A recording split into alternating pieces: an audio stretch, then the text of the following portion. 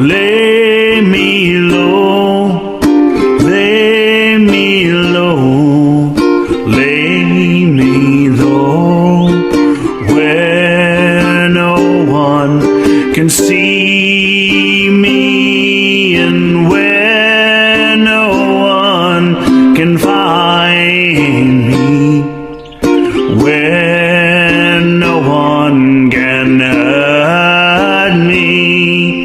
Show me the way, help me to say all I need to, all I need, and you gave me. And when I stumble, you save me.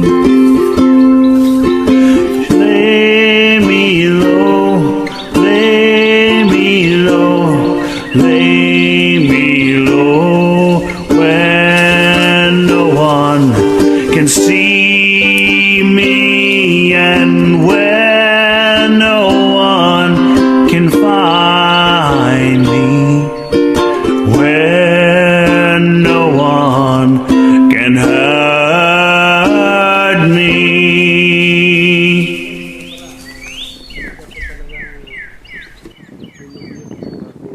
Okay, man, start it up.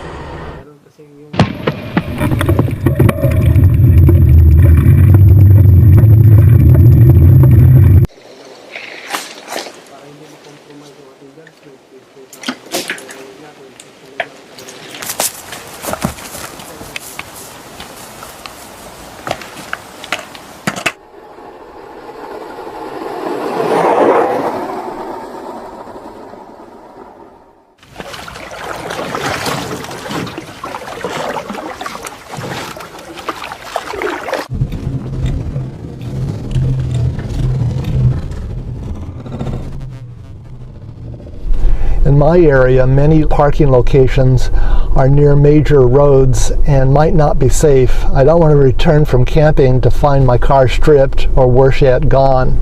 Some campers have told me that they put a note on their windshield if they're not sure about the location, saying that their car's broken down.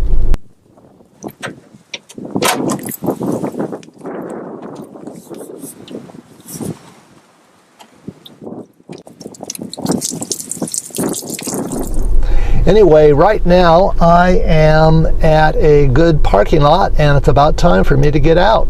It's relatively secure. As you can see, a number of people are using the campground this weekend. Review maps, rules, and regulations before you get started. Before I start a hike, I tell a friend where I'll be going and how long I'll be gone.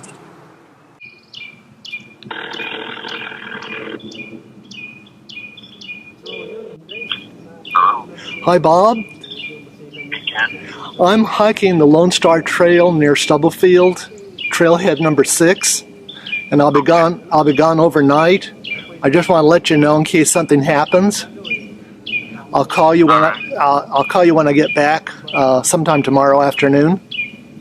Okay. Yeah, I'll be safe. I'll be careful. Okay. Be careful. Watch out for the snakes. I will. Okay. Chat at you later. All right. Thanks. Bye.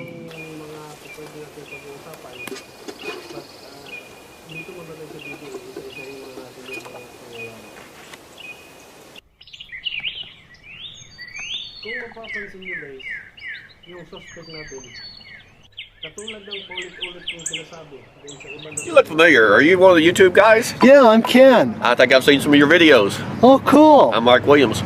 Good to meet you, Mike. So what are you up to today? Well, I'm filming a video on how to do dispersed camping correctly. Oh, I see. I'm looking forward to seeing that. Oh, cool.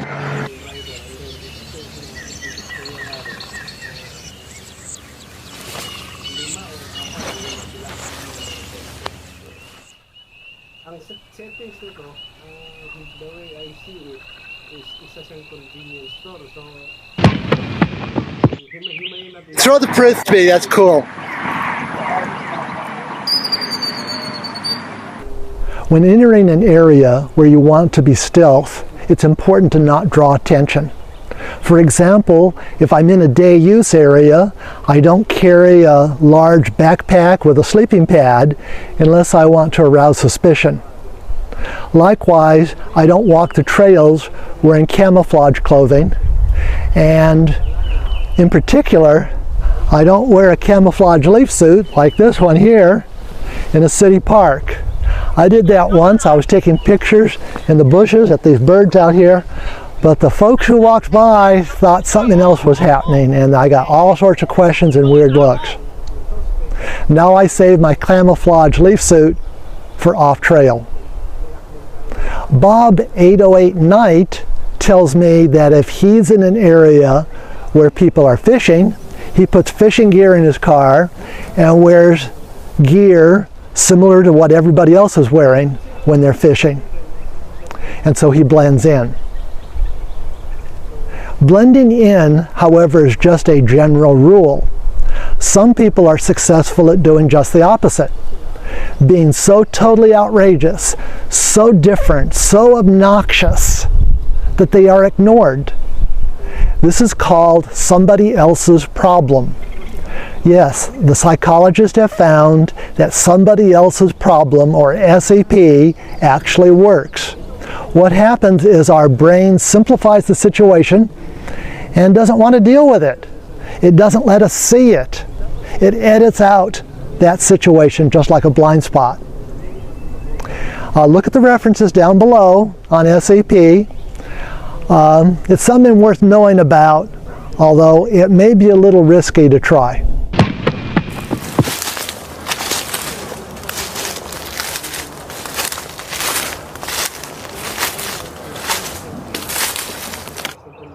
The terms insertion and extraction are used by the military for rapidly putting teams into place in hostile areas and then getting them out again undetected. See the references down below. Several recommendations apply to stealth camping. For example, when hiking along a trail, don't suddenly disappear off trail into the forest when people are watching. You'll know that something strange is happening.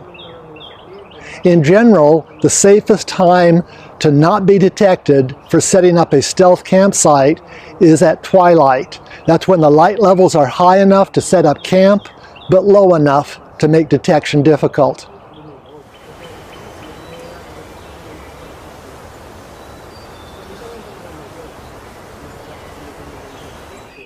Pag nakadito ka, okay, ito yung mga If you know the area and have sufficiently practiced, nighttime setup is even better, assuming you can do this without additional light. If you do use light, it shouldn't be white, but rather red or green. Now I prefer red light because it doesn't interfere with my nighttime vision. Sometimes I scout out an area during the day and then come back at night or at dusk to set up camp.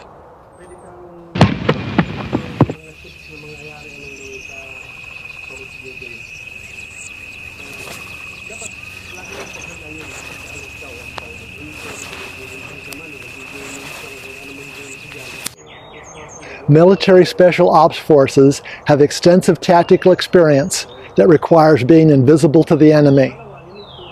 This knowledge can be useful when stealth camping. Key factors to consider are the 8 S's and the 3 C's. Military organizations worldwide use variations of these alliterations. First, the 8 S's. Shape. Shape should not look like they're human.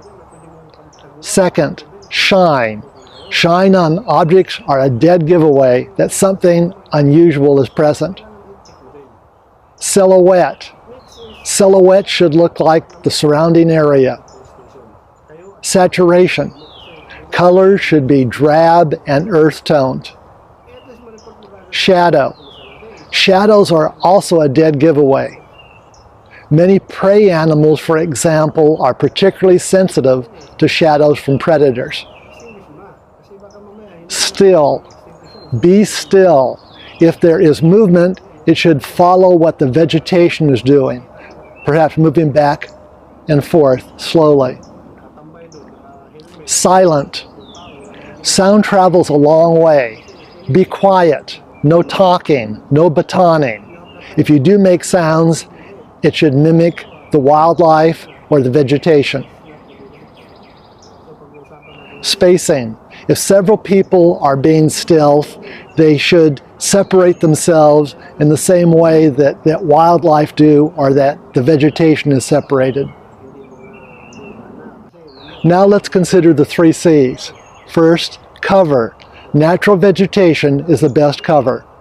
Second, camouflage. Use camouflage coloration or patterns that break up the shape outline so that it's less visible. And third, concealment. Keep from being found by being concealed. Cover your tracks, erase your footprints. Don't break vegetation when you walk. Malamang ikaw magtutukan mo na. And then yun, mag-practice yun tayo, yung mga basic draws. Kasi paano ko mag-draw? Use a small shelter that is close to the ground that can be put up and taken down quickly. Some examples are hammocks, poncho shelters, bivvy shelters, or small tents. Hammocks should be hung low to the ground and, if at all possible, touching the ground. A tarp over the hammock covered with dead branches provides excellent cover. If you want to go more minimal, you can sleep in a poncho hooch shelter directly on the ground. This is a poncho that's just on the ground and you sleep under it. It probably provides the greatest camouflage because of its low silhouette. Bivvy shelters are also good. Their setup is almost instantaneous. You can purchase commercial bivvy shelters, or you can make your own out of plastic bags. The fourth option is to use a tent. Their setup is more time-consuming, but many people prefer them. The approach that you use depends upon personal preferences and the extent to which you want to be stealth. Or beans, maybe.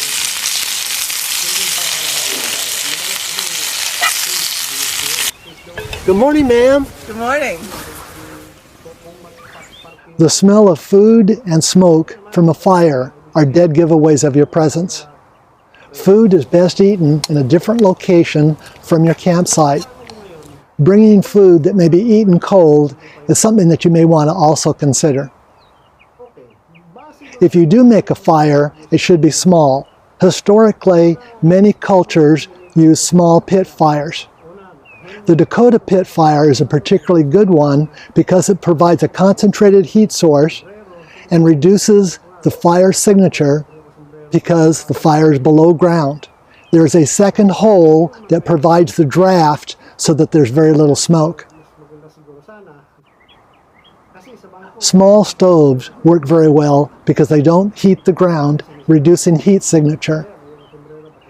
The most stealthy stoves burn denatured alcohol, and this burns clean with essentially no flame and no smoke.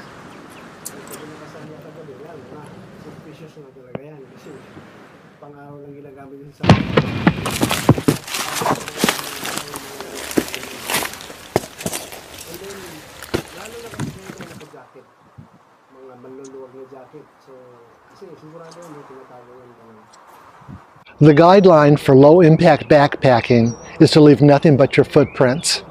However, if you're concerned about people following you, be careful to brush out your tracks. If you do leave footprints, keep them where they will do the least environmental damage. If you are on an established trail, walk in the center of it. If you come to a muddy section of the trail, then walk through the mud rather than around it.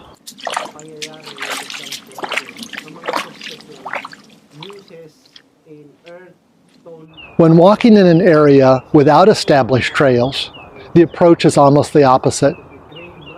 Rather than trying to concentrate your impact where others have walked, the idea is to disperse it as much as possible. Walk on the most durable ground that you can find. Rock instead of dirt. Dead leaves instead of live plants. and so forth.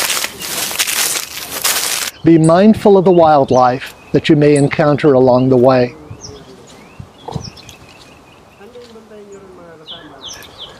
It sometimes helps to treat off-trail hiking like a game. Pretend that people are following you and you want to lose them.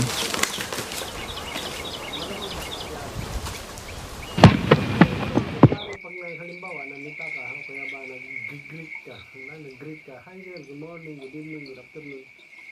Mag-establish ka ng eye contact kasi siyempre importante kasi yun eh. Just because you are camouflaged to the human eye, you are not necessarily invisible. Like other animals, people give off a heat signature that may be detected by night vision cameras. So yun guys, ano yun yung mga This Bushnell trophy cam, for example, uses a passive infrared motion sensor and takes black and white pictures at night using an infrared LED flash. na-identify mo na. The motion sensor is so sensitive that it is triggered by the movements of animals as small as mice. The big question is, what does this game camera see in comparison to my standard video camera? Not to engage. I decided to run both cameras at the same time during both twilight and at night, and I compared what they captured with my drab green clothing, Kasi patandaan nyo, mga my camouflage shirt, nakakatakot na rin kung camouflage scarf, it is a matter of life and death kung sakasakaling black plastic bag, and then another black plastic bag that has been painted with a camouflage paint. And then finally, my leaf suit. avoid action that might endanger The results were surprising. employees or your customers. And then pangalawa, second, is to obey orders of the lands. Kasi yung dapa, ayun. Huwag ka nang, ano,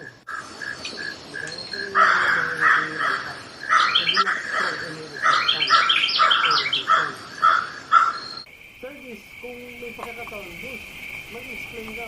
Pamilya kami. Kunin nyo lang yung kailangan nyo. Huwag nyo lang po kami gamit. Huwag nyo lang kami papahamak. Trabaho lamang ito. Kung may pagkakataon ka. And then, habang nangyayari yan, siyempre, i-observe mo yung height ng tao, di ba? Kung ano ba yung complexion. Yung mga general characteristics and descriptions. Kasi, siyempre, pagdating ng after effect yan, mag-investiga, at least may at least may hint kung ano mang ibig sabihin ng suspects, ano ba yung mga descriptions ng suspects. And then, antayin yung mga kasama, halimbawa, kung nandun na, antayin yun na makaalis yung mga rabbits. Wow, was I surprised. The results blew me away. At night, my green t-shirt, my camouflage shirt, and my camo scarf were highly visible to the game camera. My scarf, as an example, is well camouflaged during the day and also at twilight, but it became bright white at night with the game camera. The best camouflage during the day, at twilight, and at night with this infrared game camera was a black plastic garbage bag that has been spray painted with camouflage colors. So, para lang at least, The number one secret of successful stealth camping is to talk with other stealth campers. Their experience may give you ideas and tips that you may want to try. My friend Bob 808 Knight has stealth camped most of his life, and so far he's not been caught. If you get caught camping or trespassing on their property, they will take you to jail, they will prosecute, and they will fine you. Bob knows what works, what doesn't work, and the consequences of being caught. He speaks from experience in the United States, and so his conclusions may or may not be relevant in different parts of the world. Let's hear what he has to say. bali-balihin yun yung target. I'm going to answer some questions about stealth camping. First one is trespassing. If you're on public land or private land without a trespassing sign, generally they will ask you to leave. If you're on public land or private land with a trespassing sign, there's a 50-50 chance the law enforcement officer or the property owner will prosecute you. Now, railroad land, if you get caught trespassing there, they're going to take you to jail, prosecute you, and fine you. So steer clear of railroad property at all costs. What happens if you get caught? Generally, you're going to be searched and harassed a little bit. But be very truthful with the law enforcement officer. Tell them what you're doing, and they might go a little bit easier on you. Make sure you don't have any firearms, recreational drugs, and all your knives are at the legal length. How to pick out a location. Well, Google Earth is my best friend. I can search out an area, and then I'll go out and scout it out, and that's a location I'll use. But if you decide to do it on the fly, a regular standalone car GPS works great. You can find out where you are and what are your exit points. What's an exit point? Well, if you're set up and somebody's coming your way and searching for you, you will see them long before they will see you if you're well camouflaged. That way you have a way to exit. When's a good time to set up camp? Usually I like to do it at dusk or when it's nighttime. I like to leave before the sun comes up, that way I don't get caught. If you do it at dark like I do, your best bet to use a red or a green light. Steer clear of white because obviously somebody can see you, but the best light to be used would be a green because it blends in with the surroundings. It's another good thing to know your pack, especially when you're setting up in the dark. I like to put everything in the same place on my pack as I do for just regular camping. That way in the nighttime I can reach in there and find what I need. What about cooking? Pack stoves work great, but in some instances, if you're far enough out, you can use open flame. I suggest using a trench fire. Why? Because they're easy to put out. All you got to do is throw the dirt over the top of it. Fire's out, no smoke, no mess. If you use an above ground fire, throw water on it, you just set up a smoke signal, and they pretty much can see you. Clothing. What to wear? Generally, I don't go full camo. Dark colors work perfectly. If you're walking around with full camo on a trail, people are going to ask you questions. It comes to another thing. If you do in a public park, like I do sometimes, and you've got a pack load of gear on there, somebody asks what you're doing, tell them you're training for a hike, and they'll understand and pretty much leave you alone. Now, the most important thing of all, leave no trace. If you leave a camp area messy and somebody discovers it, they're going to start patrolling that area looking for other people camping.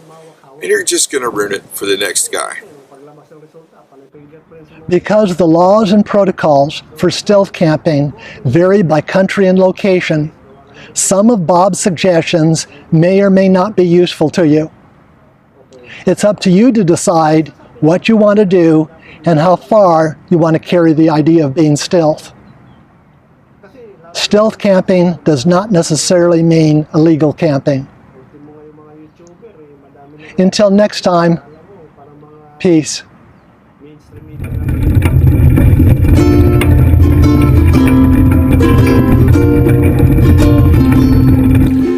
Lay me low, lay me low, lay me low, where no one can see me and where no one can find me, where no one can hurt me.